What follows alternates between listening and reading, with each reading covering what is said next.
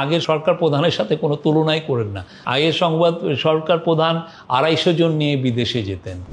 আগের যে সরকার প্রধানগুলো ছিলেন তাদেরকে দেখেছি যে বিভিন্ন বিদেশ সফর শেষে এসে সংবাদ সম্মেলন করতে, সাংবাদিকদের প্রশ্ন উত্তর নিতে।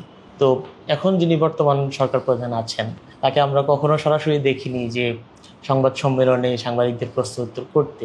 হয়তো এটি ব্যতিক্রম থাকতেই পারে, কিন্তু আমরা ভবিষ্যতে কি এই ধরনের পরিস্থিতি আগে যিনি যখন বিদেশে যেতেন, হ্যাঁ, উনি কি ওইখান থেকে প্রেস রিলিজ পাঠাতেন? দেখেছেন তেমন একটা? আর আমাদের এখন সরকার প্রধান যখন যান, উনি যে কয়টা মিটিং করেন প্রত্যেকটার আমরা প্রেস রিলিজ পাঠাই। আপনি তো আমাদের বোধহয় হোয়াটসঅ্যাপ গ্রুপের মেম্বার, আপনি দেখেছেন প্রত্যেকটা ছবি, প্রত্যেকটা নিউজ, উনি কার সাথে মিটিং করছেন, কি আলাপটা করছেন, কি ধরনের কথাবার্তা হচ্ছে, সবই তো আপনারা জানতে পারেন। ফলে এসে আর সংবাদ সম্মেলন করার আসলে প্রয়োজনটা হয় না। তারপরেও তো আমরা থাকি, আমরা সাংবাদিকদের প্রশ্ন নেই, কথা বলি, যে এই ধরনের কথা বলেন আমরা প্রত্যেকটারই উত্তর দেই।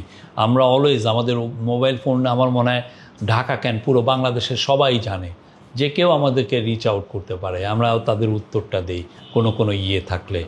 আর হচ্ছে যে আগের সরকার প্রধানের সাথে কোনো তুলনাই করেন না। আগের সরকার প্রধান 250 জন নিয়ে বিদেশে যেতেন, যে কি করতেন আমরা তো জানি। হ্যাঁ, না, তারপরেও থাকে না যে সরকার প্রধানকে সরাসরি প্রশ্ন করায়।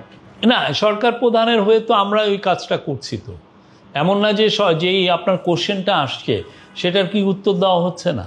অবশ্যই, ঠিক না? আপনি যেই প্রশ্নটা আপনি রেজ করছেন, এটা একজন সরকার প্রধানের মুখ থেকেই শুনতে পাবে। তার হয়ে তো তার প্রেস টিম আছে, তো তারা তো কথা বলছে, আমি কথা বলছি, আমার কলিগরা কথা বলছে, তারা সবাইকে জানাচ্ছে যে এই কথা হচ্ছে। প্লাস আমরা প্রেস রিলিজও তো দিচ্ছি। এমন না যে আমরা তো গোপনীয়, এমন কিছু না। উনি একটা দিনে বিদেশে যে কয়টা মিটিং করেন, প্রত্যেকটা মিটিংয়ের ছবি আসে, কিছু যদি ভিডিও দরকার হয় ভিডিও আসে, এবং সাথে সাথে আমরা ওইটার একটা বাংলা বা ইংরেজি আমরা পাঠাই, আপনাদেরকে প্রেস রিলিজ পাঠাই, এবং আপনারা সেই অনুযায়ী রিপোর্টও করেন।